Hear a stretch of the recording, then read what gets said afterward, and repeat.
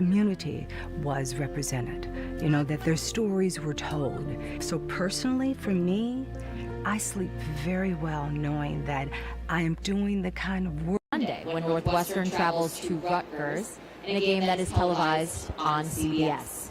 A two-time FCS national champion coordinator from North Dakota State, please welcome to the stage the interim head coach of Northwestern, David Braun.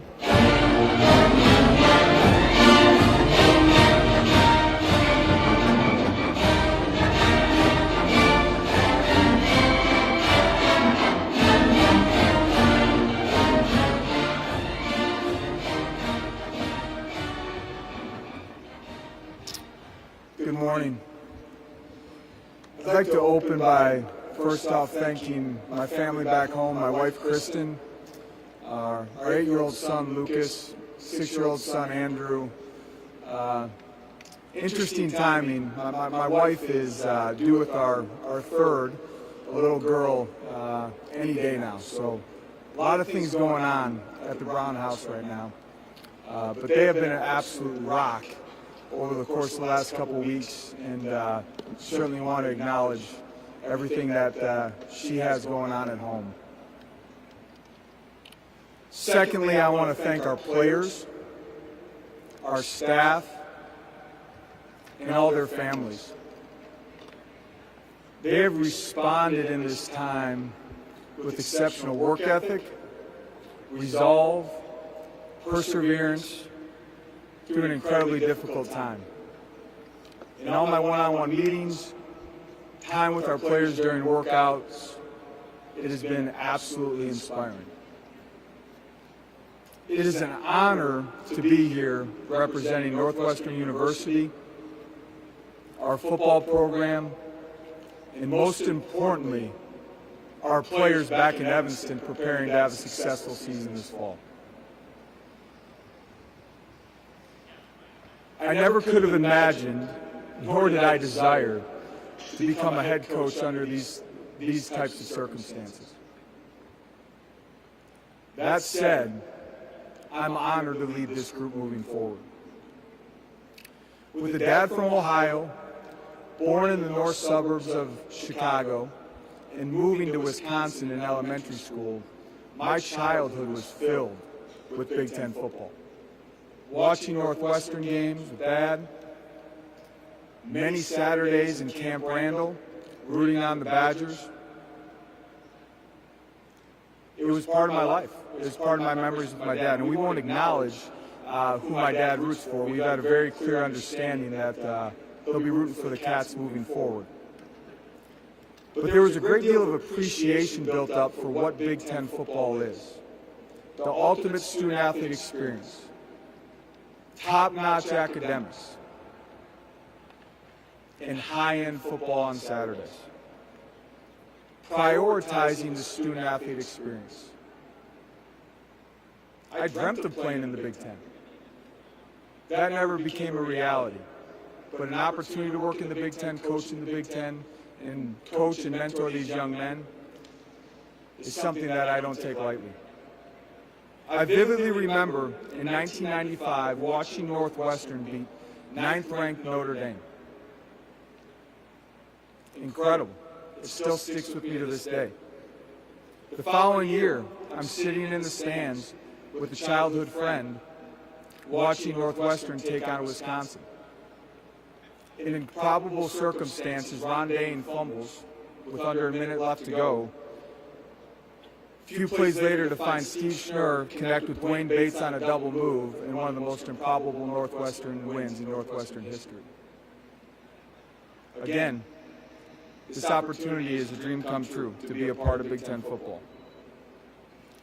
I say all this to say that when Coach Fitz offered our family the opportunity to come to Northwestern back in January, and I started work on January 16th of this year, my wife and I had to pinch ourselves.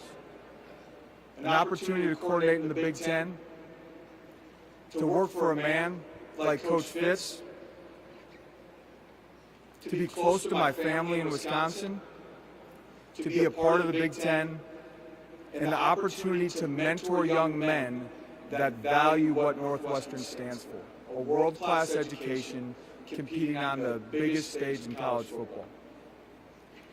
This obviously has been a very difficult time for our team, our staff, our current and former players impacted, our alumni, the university, and the broader Northwestern community.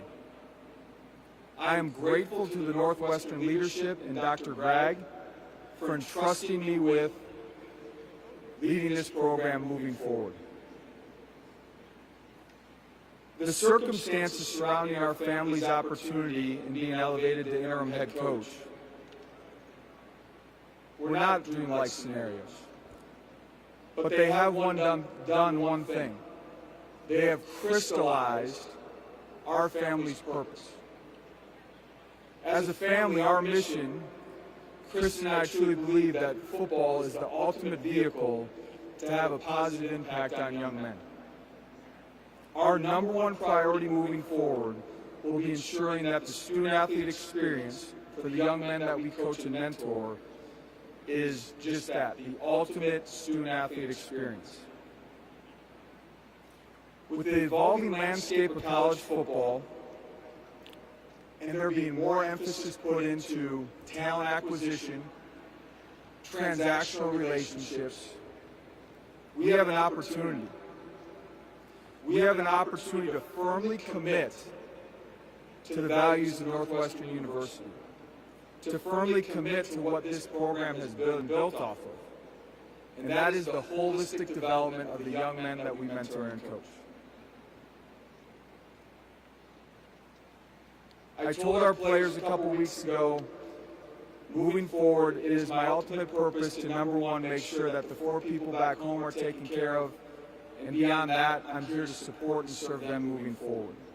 Through one-on-one meetings with the majority of our team, I have found a team that has come together, that truly loves one another, and has an incredible resolve to attack the 2023 season and write their own story about overcoming adversity.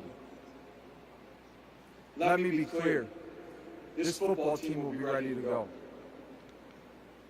I look forward to coming together as a team, a staff, an athletic administration, a university, an alumni base, a fan base, to fully support these student athletes as they go make us all proud moving forward. Now to talk some football. Very excited about what we have coming back on the offensive side of the ball. There's a great deal of depth at all positions.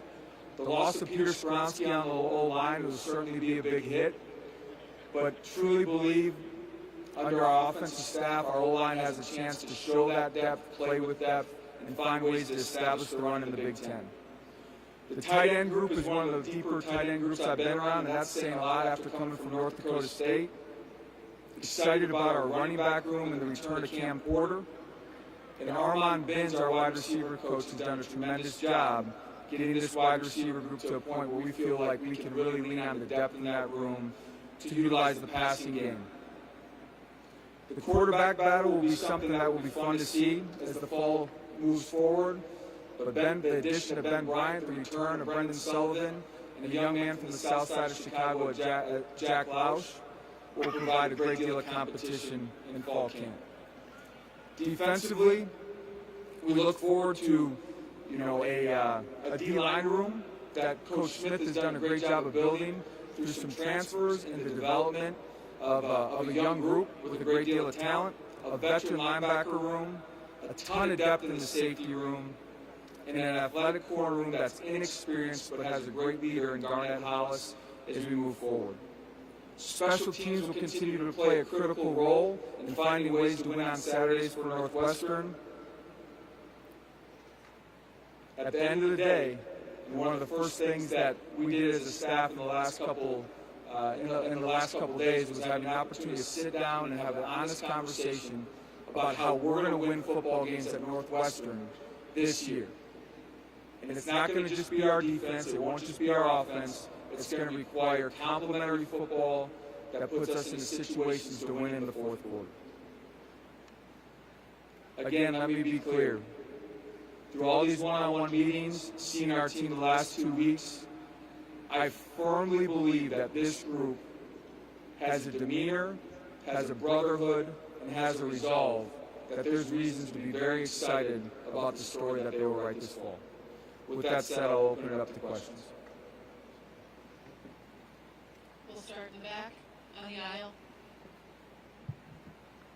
Coach Bradley Locker inside, and you just kind of, what were these last few weeks for you, finding out that you were the head coach of Northwestern? What does it mean to have the support of your players only being here for 6 months?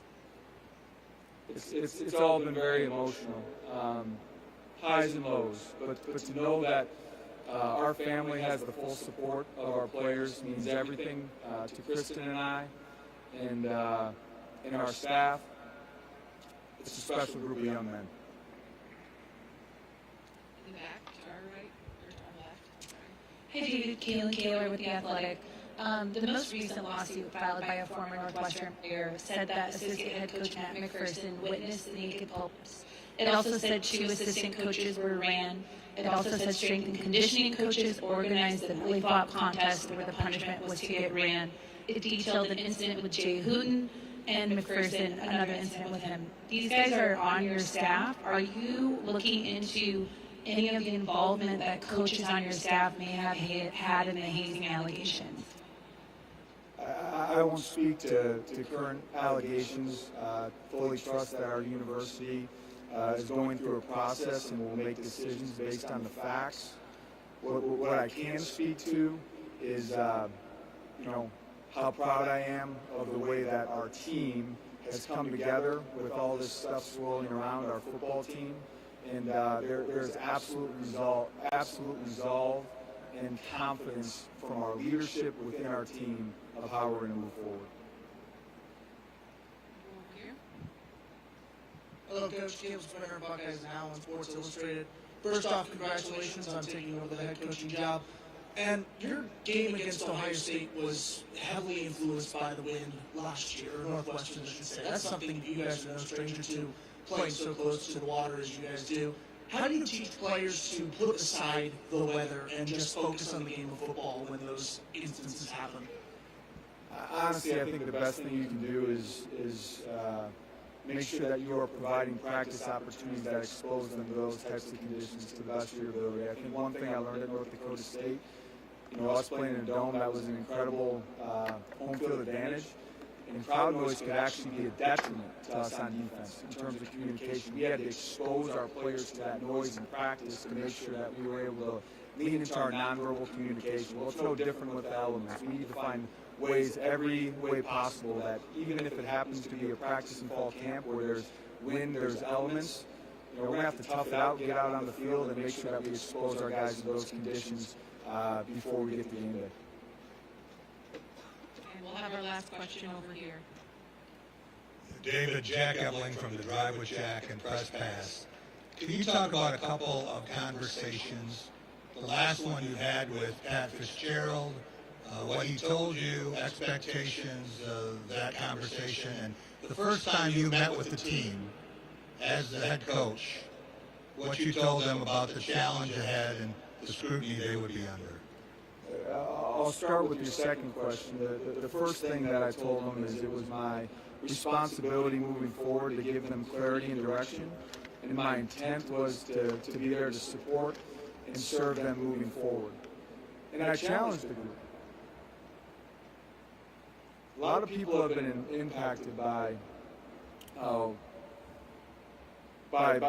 decisions made, by things that have decisions that have been made over the course of the last couple of weeks. And our guys right now in that facility are going through a lot.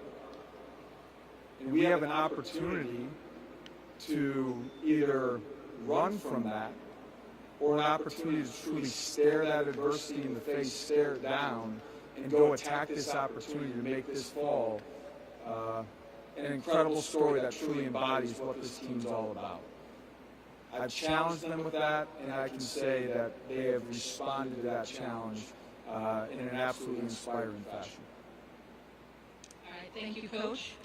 Just a reminder that all of the coaches and student athletes today will be available back on the podiums to my right, to your left. I know we can't get to everybody who has questions in this format.